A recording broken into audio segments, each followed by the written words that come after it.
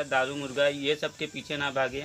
पढ़ा लिखा व्यक्ति ही गांव का विकास कर सकता है। ऐसा नहीं कि जो पढ़े लिखे नहीं है और बस जो पैसा बांट रहे हैं उनके पीछे भागेंगे तो वो भविष्य उस अंधकार में ही जाएगा जी। हाँ, तो अच्छे व्यक्ति का चयन करें और देखें कि अपने से खुद से देखें कौन पढ़ा लिखा है और कौन कितना सोचता है गांव के बारे में। बिना प्रधान हुए ही मनोज भैया जितना कर देते हैं उतना प्रधान भी नहीं करते हैं जी। हाँ, तो हम तो यही चाहेंगे कि मनोज भैया को एक बार मौका दे के देखा जाए जी। जी, सबको मौका दिया जाता है, एक बार इनको भी मौका दिया जाए, इनका कहना है ये। तो वास्तव में परिवर्तन जरूरी होता है, क्योंकि लगातार जिसके मुंह, जैसे कहावत है एक हम लोगों के हिंदुस्तान में कि शेर के मुंह खून लग जाता है तो उसको शाकाहारी भोजन पसंद नहीं आता है। शायद राजनीति का भी यही प्रोपगंडा है, जिसको पैसा दिख जाता है वो फिर कभी गरीबों को नहीं देखना चाहता है। हमारे साथ इन छोटे छोटे बच्चों के साथ कभी भी आंधी तूफान अगर आता है और घर अगर गिरता है तो इसमें जान भी जाने का खतरा बन सकता है।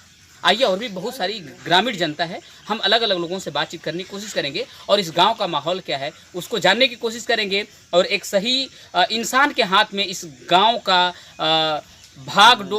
जो है डोर वो सौंपने वाले हैं।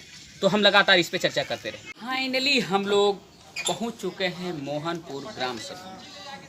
उपचुनाव होने जा रहा है 6 तारीख को ग्राम प्रधान का, और ये हर गांव की राजनीतियां हैं कि जो लोग पैसे इन्वेस्ट करके वोट को खरीदते हैं या लोगों को खरीदने की कोशिश करते हैं वो एक बार प्रलोभन देते हैं, मगर 5 साल तक कंटिन्यू जनता को तकलीफ देते हैं। क्या इस बात से जनता जो है वाकिफ नहीं है? क्या इस बात का जनता को अंदाज़ा नहीं है कि जो इंसान पैसे देकर मुझे खरीदने की कोशिश करेगा वो क्या गांव का विकास करेगा या अपने रिकवरी के बारे में सोचेगा? हमारे साथ मोहनपुर ग्राम सभा के एक लोग हैं जो कि इस कच्चे मकान में रहते हैं। आप देख सकते हैं ये नज़ारा, और ये इधर देख सकते हैं इनकी झोपड़ी। बरसात के मौसम में इनका क्या कंडीशन होगा ये ही जानते होंगे।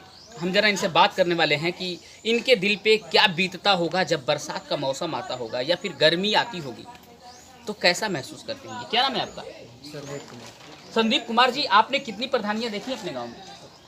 हम तो लगभग 3-4 प्रधानी अब तक चला गया।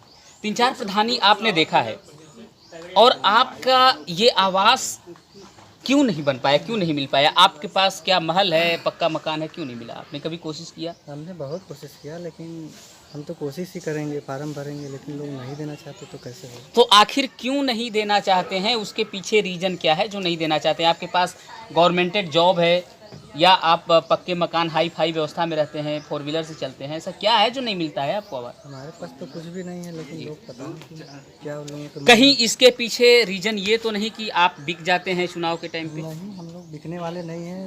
वो लोग जिसके पास है उसी को देखते हैं। तो आखिर आपसे किसी प्रधान की दुश्मनी है या क्या? ऐसा क्या मैटर है जो कि आपके ऊपर ध्यान नहीं जाता है प्रधान?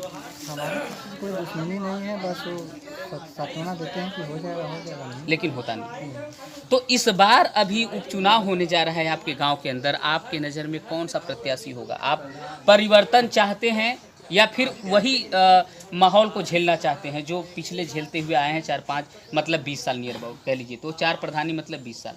हम लोग तो अपने हिसाब से अच्छे प्रत्याशी चुनते हैं, लेकिन जीतने के बाद लोग बदल जाते हैं। तो जब लगातार आप पुराने ही कैंडिडेट को चुनते आएंगे तो वही समस्याएं आनी है आपके साथ? अब परिवर्तन होगा तभी तो कुछ होगा। पिछली बार तो बदलाव हुआ था, लेकिन वो नहीं है। अब नहीं रहे तो उनकी बात खत्म हो गई। अब आगे का क्या करना है? इस बार फिर देखेंगे जी, इस बार फिर सोचेंगे कोई नया कैंडिडेट को। देखिए, मेरा एक ही कहना है कि ऐसे प्रत्याशी का चुनाव करिए जो आपके हक में हो और आपके बारे में सोचे, यानी लीगल तरीके से जो उस काबिल हो उसके बारे में वो सोचे।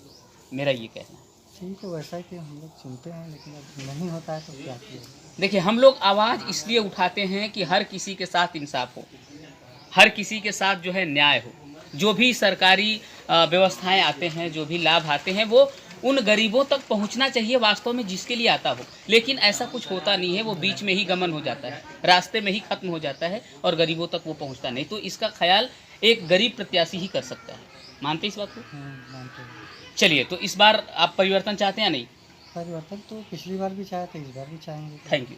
फाइनली हम लोग पहुंच चुके हैं ग्राम सभा मोहनपुर के राजस्व ग्राम सभा सरैया में, जहां ये तस्वीर आप लोगों को हम दिखाने वाले हैं, जरा कैमरा फेस करिएगा, ये तस्वीर आप लोगों के सामने है।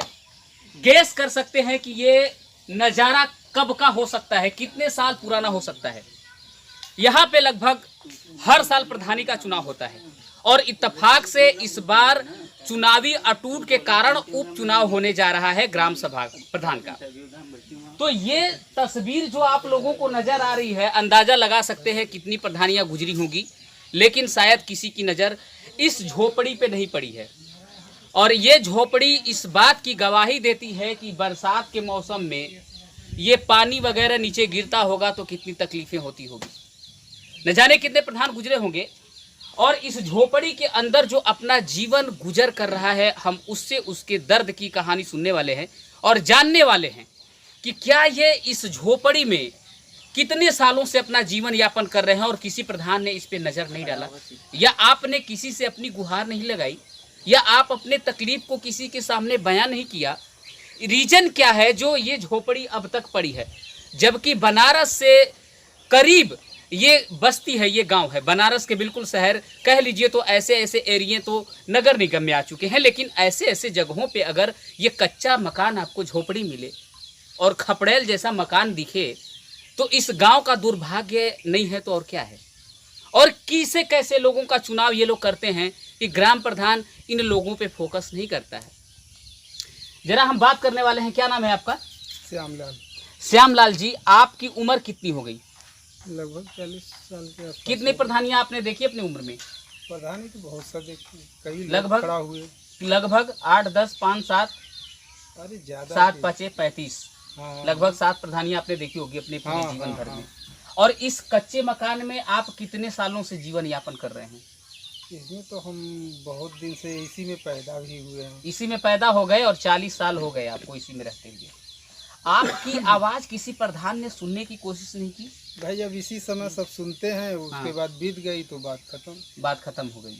तो ऐसा वारदात सभी ने आपके साथ किया है। बिल्कुल तो किया। कभी आपके मन में ये ख्याल आया कि हमें एक सच्चे और ईमानदार वफादार प्रधान का चुनाव करना चाहिए या नहीं करना चाहिए? बिल्कुल करना चाहिए। तो कैसे किया आप? इतनी प्रधानियां आपने बिताई, कैसे विश्वास किया आपने ऐसे लोगों पे जिन्होंने आपका काम नहीं किया? तो भाई यही बातें का विश्वास तो सब कुछ है। अब जो कह रहे हैं जो उसी पे भाई आदमी कर रहे हैं। अब बाद में नहीं जब उनको दिखाई दे रहा है तो फिर क्या करें? तो ना दिखाई देने का रीजन भी तो कुछ ना कुछ होगा, बगैर रीजन का तो कुछ ऐसा होता नहीं है। अब क्या रीजन क्या बताया जाए।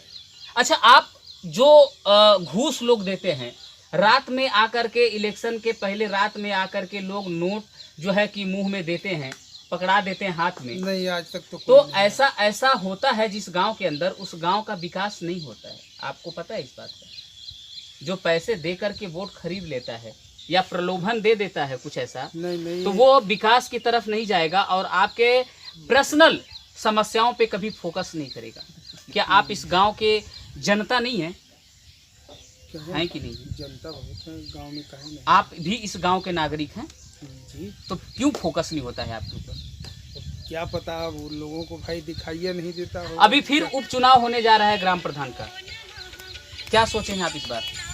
फिर वही जो हमारे नज़र में बढ़िया आएगा उसी के पास जाएंगे। अब कौन बढ़िया आएगा? जो 5-7 बार प्रधानी लड़ा, जिसको आपने वोट किया, क्या वही लोग फिर से आपके नज़र में नहीं हैं भाई, या उसमें- परिवर्तन चाहते हैं? उसमें तो और हैं, नए पुरान हो चुके हैं ना। जी, नए तब पुरान हो उसमें- चुके हैं, मतलब उसी में आप चेंजेस करते रहेंगे। हाँ, क्या करेंगे? अच्छा। अब इतना दिन देखने के बाद क्या करेंगे? नए लोगों का चुनाव करिए, ईमानदार व्यक्ति का चुनाव करिए। जो पैसे से मजबूत है वो व्यक्ति कभी भी आपके ऊपर नज़र नहीं डालेगा। ये परंपरा है, ये विधि का विधान है कि जिसके पास अथाह पैसे हो जाते हैं या वो अपने नीचे वाले लेवल से ऊपर जो कार से चलने लगता है या पैसे बहुत ज़्यादा बंगला हो जाते हैं, वो गरीबों पे ध्यान नहीं देता है, उसकी नज़र गरीबों तक जाती ही नहीं है। नहीं। ये प्रकृति का नेचर है। तो ऐसे लोगों से बचिए और एक गरीब ईमानदार इंसान का चुनाव करिए जो आपके लिए सोचे, जो आपके लेवल का हो, वो आपका ध्यान देगा। मानते इस बात को? नहीं मानते। तो इस बार परिवर्तन चाहते हैं या नहीं? बिल्कुल चाहते। देखिए, मेरा इस गांव के अंदर जितने भी कैंडिडेट हैं, मेरा कोई नहीं है। मैं as a media reporter, AJ Rock, मैं हमेशा से यही मेरा कोशिश रहा है, मैं यही चाहता हूँ हमेशा से कि गांव का जो है विकास हो, शहर का विकास हो, हमारे देश का विकास हो। लेकिन कुछ ऐसे भी नेता आते हैं सामने जो कि सिर्फ और सिर्फ चुनाव को, राजनीति को अपना जो है बिजनेस बना रखे। चुनाव लड़ते हैं, बैकग्राउंड मजबूत करते हैं, बच्चों को विदेश पढ़ाते हैं, जो भी नीचे से लेकर के ऊपर के स्तर तक की बात की जाती है, गरीबों पे कोई ध्यान नहीं देता है। तो ये आपकी जिम्मेदारी बनती है, आपका उत्तरदायित्व है कि आप अपने लेवल वाले लोगों का चुनाव करिए जो आपके बारे में सोच सकें। देखिए, हमारे साथ और भी गांव की जनता है जो लगातार इस बात पे गवाही देती है कि परिवर्तन बड़ा जरूरी है। तो हम जरा बात करने वाले हैं आपसे। मैडम जी इधर आइए, जरा एक सेकंड, आप भी आइए। लड़की है। कौन उसका? किस गांव से हैं आप? अमावल से। अमावर से हैं। हाँ, ये बताइए कि आपने कितनी प्रधानियां देखी? ये 4-5 देखे होंगे। किन लोगों ने आपके गांव के बारे में सोचा, किसने विकास के बारे में सोचा? ज़्यादातर तो किसी ने नहीं सोचा। अब क्या चाहते हैं आप? बदलाव। बदलाव चाहते हैं। बिल्कुल। तो किसको सपोर्ट करने वाले इस बार आप? हमारा तो पूरा सपोर्ट है। देखें, जो पढ़ा लिखा और जो उस योग्य है उन्हीं को सपोर्ट करेंगे। जी जी, मनोज गुप्ता जी को सपोर्ट करेंगे हम। जी। तो अभी क्या लग रहा है कि मनोज गुप्ता जी इलेक्शन जीत रहे हैं? माहौल तो ऐसा ही है जी। पब्लिक बताएगी ना क्या करना है क्या नहीं। और ज़्यादातर तो लोग पैसे लेके बैठ गए हैं तो वो अपने हिसाब से ही वोट देंगे, जिसका खाएंगे उसी को वो करेंगे। तो जो पैसे लेकर के बैठ जाते हैं उनके बारे में आपका क्या कहना है? उनका कुछ भला नहीं होगा। जो पैसा ले लेगा आज, कल उसके ऊपर कोई देखेगा नहीं। पहले पैसा दिया है तो वो दोबारा अगर किसी काम के लिए जाएगा भी तो उनके यहाँ तो वो सीधे कहेंगे कि हम तो पैसा दिए हैं, आपसे मतलब कुछ नहीं है। जी बिल्कुल। आप अपना काम करिए। बिल्कुल ऐसा होता है। तो ऐसा ही होता ही है। तो अपने इस युवा जनता को क्या